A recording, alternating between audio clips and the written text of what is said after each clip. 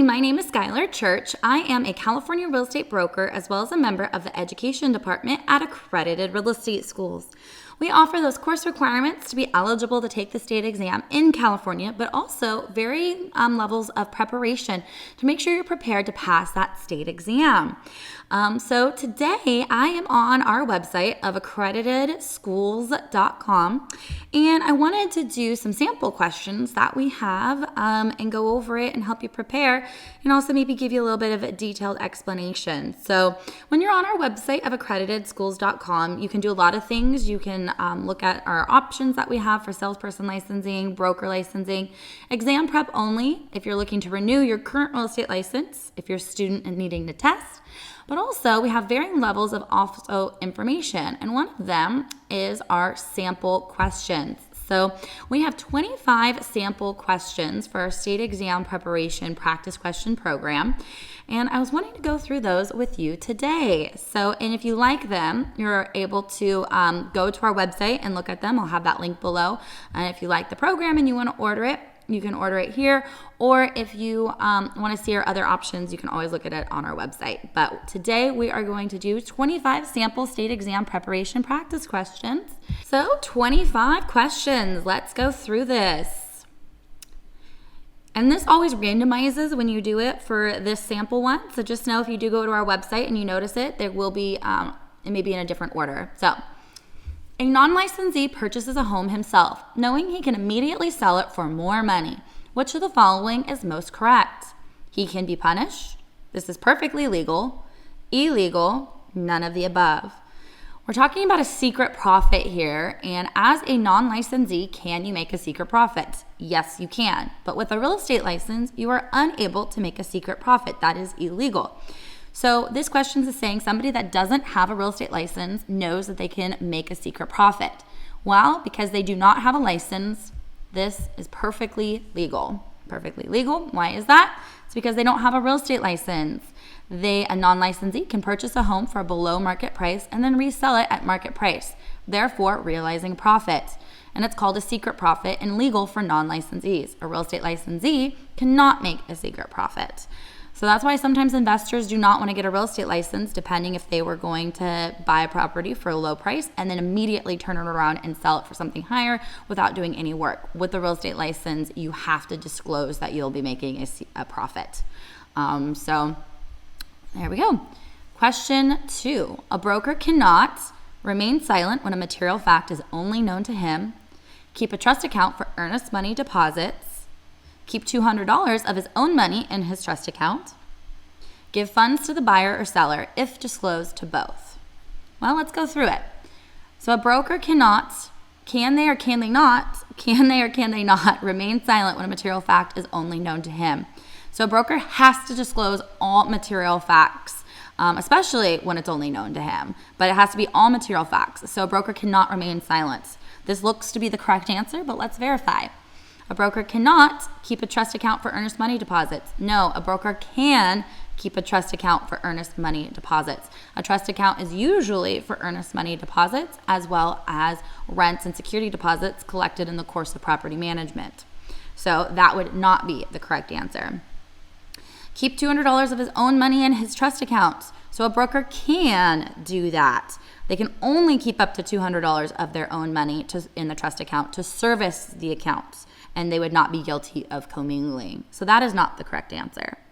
Give funds to the buyer or seller if disclosed to both. So a broker can do that because it is disclosed to both parties within the transaction. If it was not disclosed, then they could not do that. So the best answer is remain silent when a material fact is only known to him. The broker cannot do that. The broker cannot do that.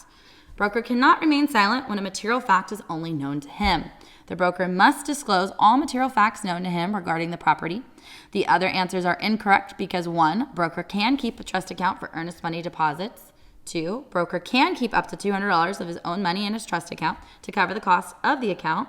And 3, broker can give money to either the buyer or seller as long as he discloses to both. It's basically what we were talking about. Just summed up. Seller Abel accepted an offer on his home, and acceptance was communicated back to buyer. Prior to opening escrow, seller Abel received an all-cash offer. he decided to cancel the original contract and notified broker Baker. Which is most correct? Broker Baker has a good legal basis to collect a commission. Excellent chance. Broker Baker is not owed a commission. Broker Baker is owed a commission if he can prove he is the procuring cause. None of the above. So, when we're going through this, we're looking at it and saying seller able accepted an offer and acceptance was communicated back. Once that acceptance was communicated back to the offeror, there is a valid contract started. So at that point, seller able would not really be able to rescind it, or they couldn't rescind it at that point. It'd be really hard. So it would be really hard for them to cancel the contract. And then another thing to do is, and if they were to cancel it, then maybe the buyer would go after them for specific performance. But the broker has an very probable odds of collecting a commission in court because they did find a ready, willing, and able buyer, and there was that contract and a sale did occur. Now, the close of escrow did not happen. So for theory based on the state exam purposes, the broker Baker would have a great chance of collecting a commission. Now, in the courts, because the close of escrow did not happen, it would be odd, but based on the theory of law, based on what the law states, they would have a basis for collecting a commission. Now, would they actually be able to collect a commission in the real world? Probably not. But remember, the state exam is based off of theory of real estate, not real world on a lot of it. So that's where you have to keep that in mind. So sometimes the state exam is not logical. So Baker has a good legal basis to collect a commission. There is a valid contract, and the fact the seller decides to breach the contract and sell the property to someone else does not change the fact that a commission continues to be due to the broker. From a purely legal standpoint, the correct answer is broker Baker has a good legal basis of collecting a commission. In the real world, a broker generally has a difficult time collecting a commission unless the property closes escrow. So what we were talking about, just in a summed up form. For tax purposes, an owner of income property may depreciate building, land, leasehold interest, all of the above. For tax purposes, on a depreciation standpoint, remember, the IRS lets us take a paperwork loss on our taxes for income properties. And there's a lot of specifics to it, but what are we allowed to depreciate? We are allowed to depreciate the improvements on a parcel of property. We cannot depreciate the land, so we can depreciate the improvements. So a house, the buildings is what they're talking about. So we may depreciate the building. We cannot depreciate the land, neither leasehold interest, because leasehold interest we're talking about like a lease that you have. So your less than freehold estates, which is not something that is depreciable. So the correct answer is building. Only the improvements can be depreciated. Land cannot be depreciated. And remember, on depreciation, it's income properties. It's not for your personal residence. Measurement of a property's frontage uses square foot, cubic foot, square yard, front foot.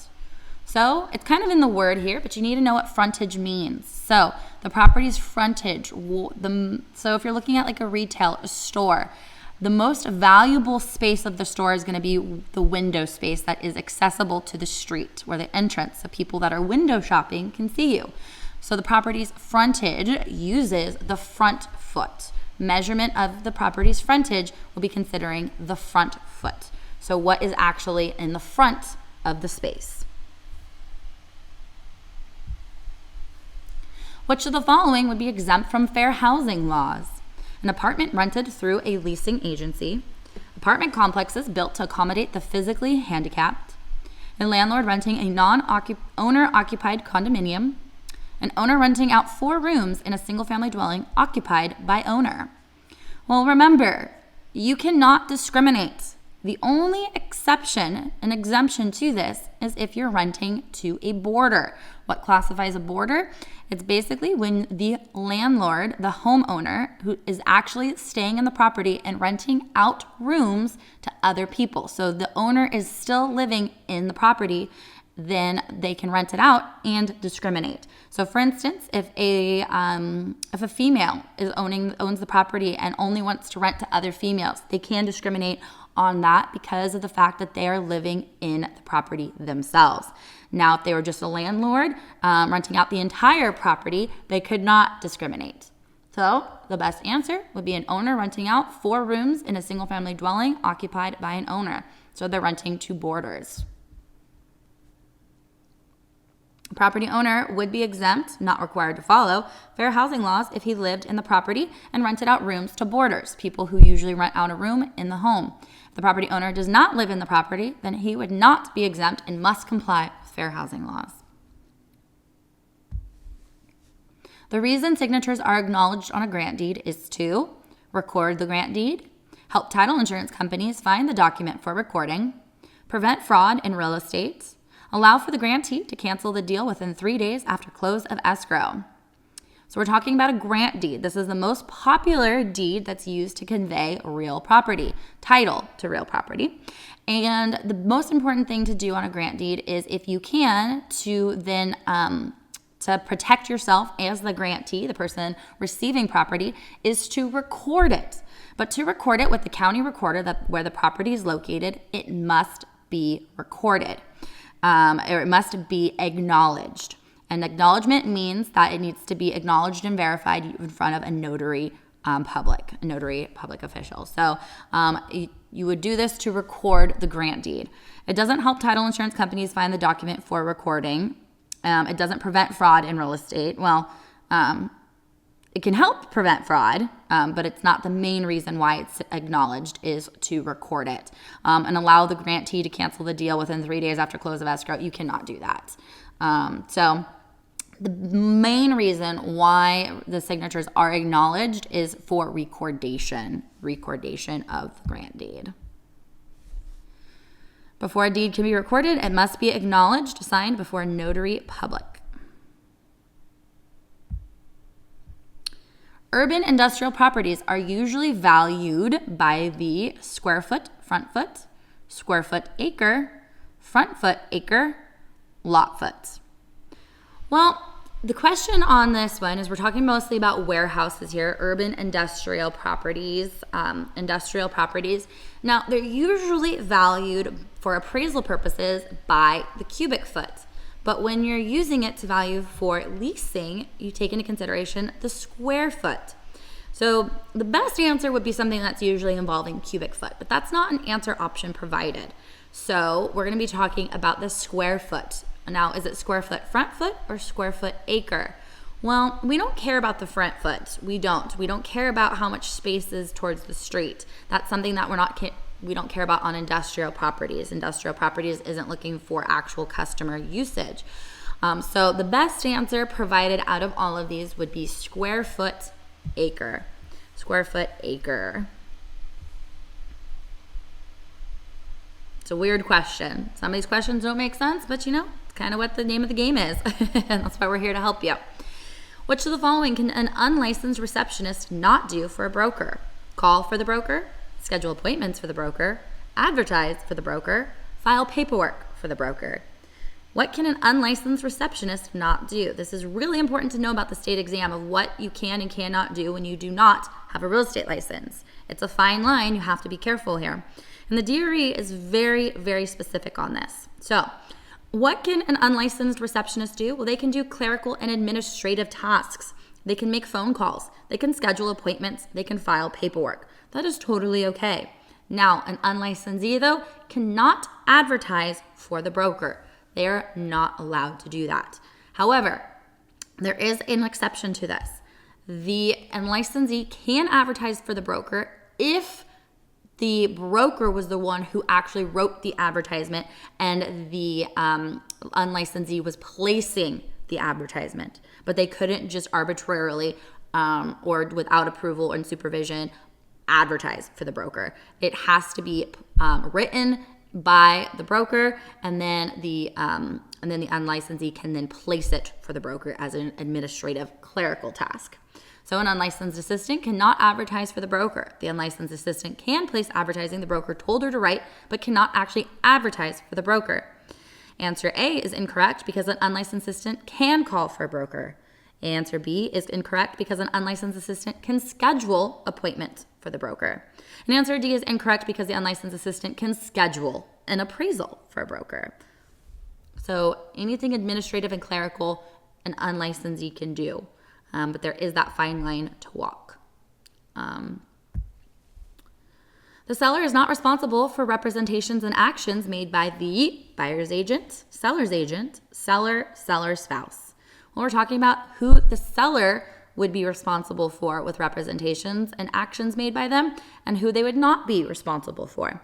Well, the seller is going to be responsible for everything that they do, the agent that that represents them, and then also their spouse. So all of the things that say seller in it, that's what they're going to be responsible for here. But they are not responsible for what the buyer's agent does. The buyer would be responsible for what the buyer's agent does. The seller is not responsible for representations made by the buyer's agent. The buyer is responsible for representations made by the buyer's agent, not the seller. When CC&Rs are contained in a deed, a loss of title can never occur. A condition precedent is attained. A condition subsequent runs with the land. Fee simple defeasible title occurs. So when CC&Rs are contained in a deed, we have covenants, conditions, and restrictions. So covenant is just a promise. A condition is something where if you were to breach it, you could lose title to the property.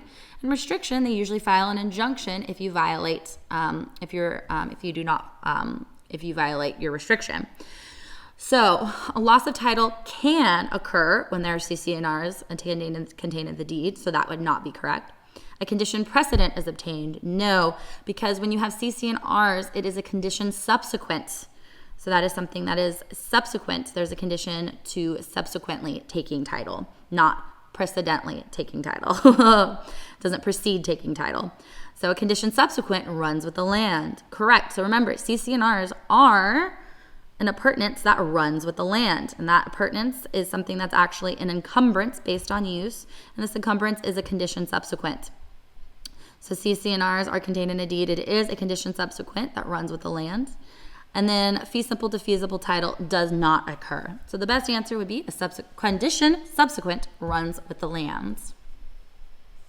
Condition subsequent is a legal term providing if the owner of the land breaks the condition to the title to property, he could actually lose the property.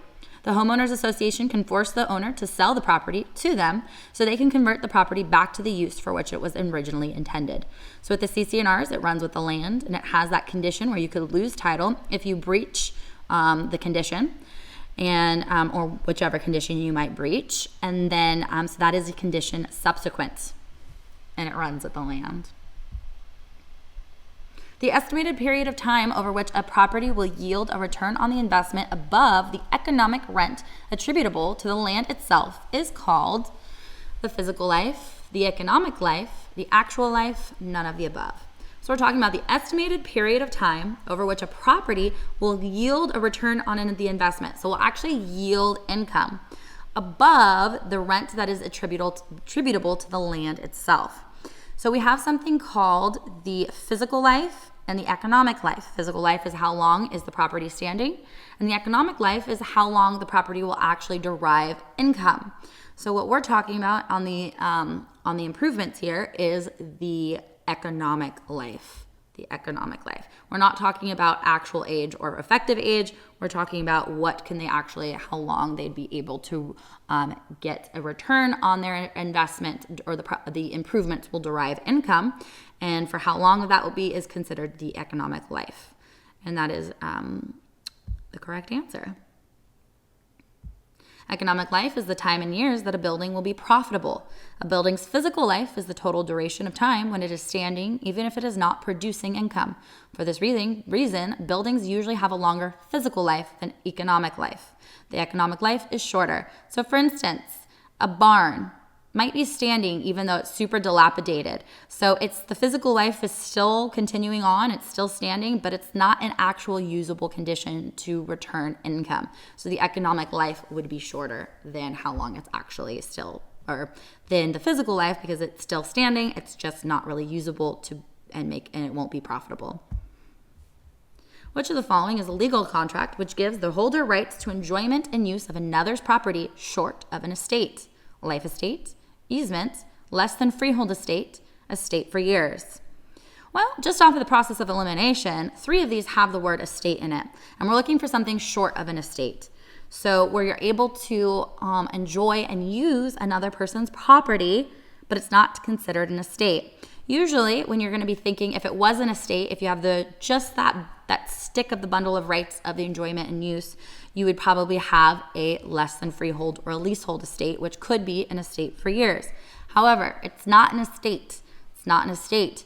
So we would know based off of this, it would be easements. An easement is one where you have the ability to use somebody else's property, but you don't actually have an estate in the property. A person may be able to use another person's property without actually having an ownership interest in the property. An appurtenant easement is an example because it runs with the land and allows dominant tenement to drive over servient tenement's land out to the road. Life estates are a freehold ownership in land, less than freehold, leasehold, and estate for years, leasehold, estate for specific duration, are both ownership interest in land. So it's ownership interest. You have an estate in real property, but the estate is personal property. So all the other answer options we had were estates. We're looking for what is short of an estate, and the best answer would be easement because you get the ability to use somebody else's property, but you don't actually have any type of ownership interest in the property, whether it be a less than freehold or freehold estate. Abel purchased an income property for $200,000. He obtained a loan for $190,000. The land was valued at $40,000 and the salvage value of the building was $10,000. As a basis for depreciation, the amount Abel could use for depreciation is $200,000, $190,000, $160,000, none of the above. Well, when we're talking about depreciation, you can depreciate income producing properties that are, you can only depreciate the improvements. So you cannot depreciate the land. Due to this, we would look at it. So the land is $40,000. We would subtract it from the overall valuation of the property of $200,000. So the amount that could be used as a basis for depreciation would be $160,000. $200,000 land, and the building value and building value minus $40,000 land value equals $160,000 building depreciable value. So we're just trying to figure out the variable at this point where the land is, we figured out that the $200,000 is the land and building value combined. Well, we know the land by itself is 40, so we just have to figure out what the building is. The loan amount and salvage value is useless information that has no relevance to the question. An acquired privilege to use or enjoy a real property that is short of an estate is called a lease, a lien, covenant of quiet enjoyment, and easements. So we basically talked about this question previously, but now the wording, the verbiage is a little different, and the answer options are different. So short of an estate. So when you have the privilege to use or enjoy real property, you might be thinking, oh, it's a lease. Well, no, a lease is something that you're given as a leasehold estate in real property. So that is an estate. So that would not be the correct answer. A lien is something that encumbers and limits title based on money. So that would not be correct. A covenant of quiet enjoyment, that goes with someone's right when they have a leasehold estate to not be bothered by the owner. For instance, the owner couldn't turn off their water or their electricity. If the tenant stops paying rent, the tenant has the covenant of quiet enjoyments, and the landlord would have to go through the correct court proceedings for an eviction, correct process. So use or enjoy real property that is short of an estate, it is called an easement. An easement. An acquired privilege that is short of an estate is an easement. A lease is also used to acquire possession of a property. However, it is a leasehold estate and is therefore incorrect. So you might want to automatically jump to lease, but remember that's not the correct answer because that is an estate. We want the answer option that is short of an estate. So you still get the ability to use and possess the property, but you don't actually have an ownership interest in real property, whether it be leasehold or freehold. A loan in which the required monthly payment is not sufficient to cover the monthly interest that is due is known as adjustable term mortgage, reverse annuity, negative amortization, fixed term level payments. So the biggest one you need to know about is when you're thinking of a loan that the monthly payment is not sufficient to cover the monthly interest that is due. So you're not even paying enough to cover the interest that is due in that payment. And your loan balance is actually going to be increasing because of that.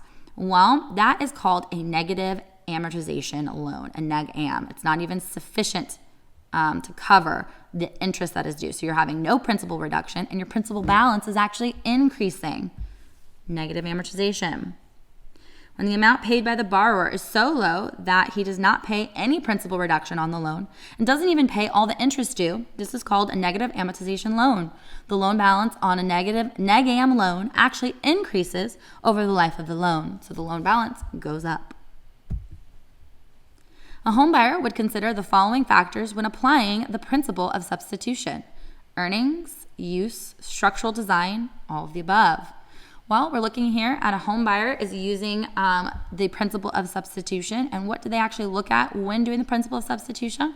Well, they're going to look at the utility of the properties to see how comparable they are. So the use. They're going to look at what type of income do the properties produce. So the earnings. And how is the property actually, what does it look? What are the structural components of it, the design of it? So they're going to be looking at it all of the above: use, earnings, and structural design. We have an acronym here called DO to help you remember: design, use, and earnings. Properties that are designed the same will have similar uses or could produce the same income or earnings. Memory aid: DO, design, use, earnings. An installment note has an or more clause. Such a clause will allow more money to be borrowed at a later date, allow corrections to the loan documents to be made after close of escrow, allow an accelerated payoff, allow a prepayment penalty to be charged on the loan. So let's see here, an or more clause. So when you have an installment note, so you're paying back your debt obligation that you have, well, what you're going to be doing, and it says an or more clause. So you can pay the amount due plus more. This clause will allow you to actually pay more money without penalties. So there wouldn't be a prepayment penalty. So you can actually pay off the loan balance quicker than when it's actually due. So out of these answer options, it would be allow an accelerated payoff. So it would not be one that says allow more money to be borrowed at a later date. That's usually considered like a standby loan where there's that commitment that can be loans will be funded at a later date to a borrower. No, that would not deal with the or more clause. You can't say, oh, this is the amount that I am being lended. But if it says or more on the installment note, I can just get more money. No, what they're referring to here is on the installment note where you're paying off the debt obligation. The or more is you can pay more money. So it would be an accelerated payoff of the loan balance. And such a clause will not allow corrections to the loan documents to be made after close of escrow, and it will not allow a prepayment penalty to be charged on the loan. So it's an or more clause basically states that there will not be a prepayment penalty.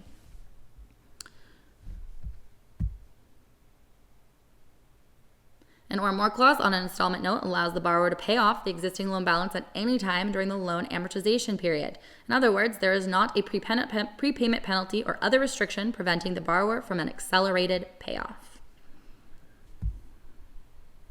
Escrow instructions always prevail over the purchase contract. Do not prevail over the purchase contract. Must only be signed by one of the parties to be enforceable. Always expire the day after close of escrow.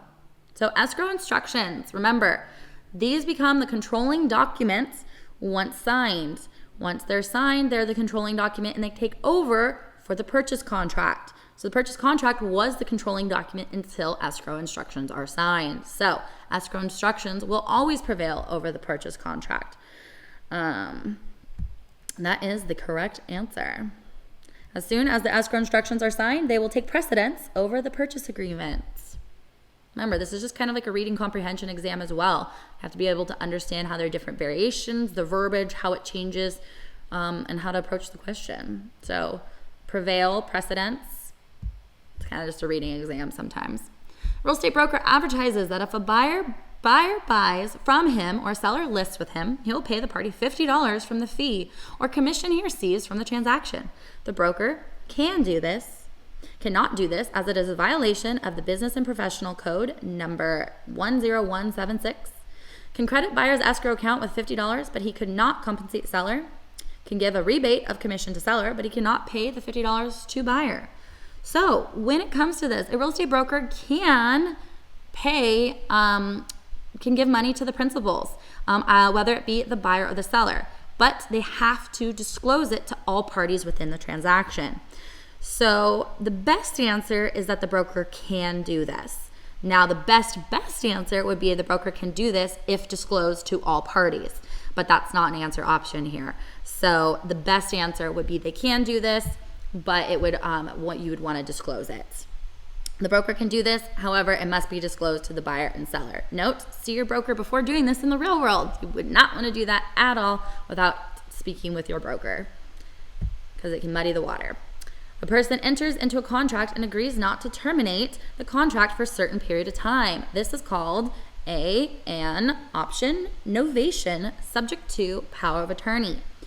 So to keep a contract basically open, to keep this contract open or this offer open, that the option that you cannot terminate the contract for a certain period of time.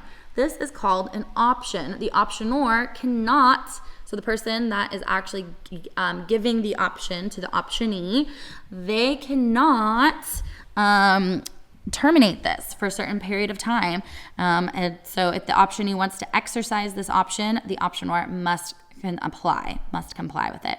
Novation, remember that's just putting something new with something old, subject to, when we're talking about like subject to in regards to taking over a loan, but the seller is still liable for those 5 years. Power of attorney, you actually have the ability to sign and act as someone on their behalf. This is something greater than our agency relationship with our principal. So, person enters into a contract and agrees not to terminate the contract for a certain period of time. This is called an option. This is the definition of an option agreement to purchase a property in the future. When a person enters into an option contract, the property owner, optionor, is agreeing to not terminate the option agreement for a specific period of time. If the optionee exercises the option, the optionor has to perform. A broker who represents only the seller in a transaction has a fiduciary responsibility to the seller. Dealing with a third party, the broker has a fiduciary responsibility to the third party. Must disclose all material facts about the property. Need only disclose those facts requested by the third party. Owes no duty to the third party. Well, remember, when you are a broker, so in this case, you are the listing agent representing the seller, you owe a duty of honest and fair dealing to the third parties in the transaction, in this case, the seller. You also owe the duty of disclosing all material facts about a property. So out of that, we know the best answer is must disclose all material facts about the property. They do not have a fiduciary responsibility to the third party. They have a duty of honest and fair dealing to third parties. And they must disclose all material facts relative to the property, not just those requested. And they do owe a duty to the third party of honest and fair dealing. So the best answer is must disclose all material facts about the property. The listing agent must disclose all material facts to third parties in the transaction. A common material fact is a leaky roof. A layman's definition of a material fact is, if the buyer knew about it, he probably would not buy the property because it adversely affects value. In a more legal sense, a material fact is a fact that will significantly affect the value of a property. And remember, this is, so disclosure of material facts is, you owe that to your principal in the fiduciary relationship that you have, but you also owe the duty of disclosing material facts when you have the duty of honest and fair dealing to the third parties. We're getting close. Which of the following is not considered a poisonous gas? Carbon monoxide, carbon dioxide, formaldehyde, radon. So you would think this is a simple question, but people get this so confused. A poisonous gas. Well, what we have is we have something called carbon monoxide detectors. We have those to detect carbon monoxide. That's a poisonous gas. Carbon dioxide is what we breathe. So carbon dioxide is not generally considered a poisonous gas. Formaldehyde and radon, those are. So carbon dioxide. Please do not get carbon dioxide and carbon monoxide confused. The amount of times I get people that are practicing in real estate that go carbon dioxide detectors. Well, if we had those things in these houses, they'd be ringing every single going off the wall. You couldn't get it to stop. Carbon monoxide detectors, those are for a lot of times for to notice like a gas leak, and as well as really important to have those. But carbon dioxide is not generally not considered a poisonous gas. It is a colorless and odorless gas and is produced by respiration and the burning or organic compounds, e.g. like wood. It is naturally occurring in the air and is absorbed by plants during photosynthesis, where plants convert nutrients from the soil, water, and light to produce the plant's food. Carbon monoxide, formaldehyde, and radon are all considered poisonous gases.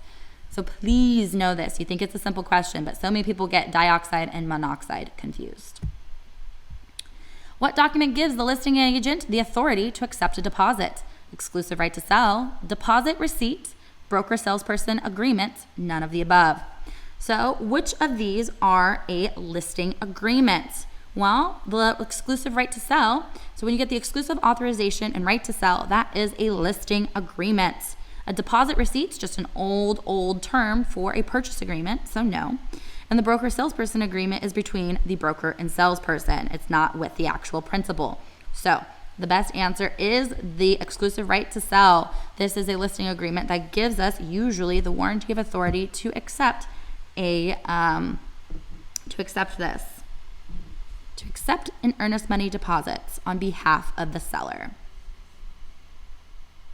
Exclusive right to sell listing agreement usually gives the listing agent the authority to accept an earnest money deposit from the buyer. An FHA loan will and a VA loan will not provide for the purchase of a duplex purchase for rental. Allow the buyer to take title subject to the existing loan. Charge a prepayment penalty. All of the above. So neither an FHA or a VA loan will allow a prepayment penalty. And neither also will allow you to take it subject to the existing loan. That's not allowed. FHA used to have that back in the 80s, but they don't have that anymore.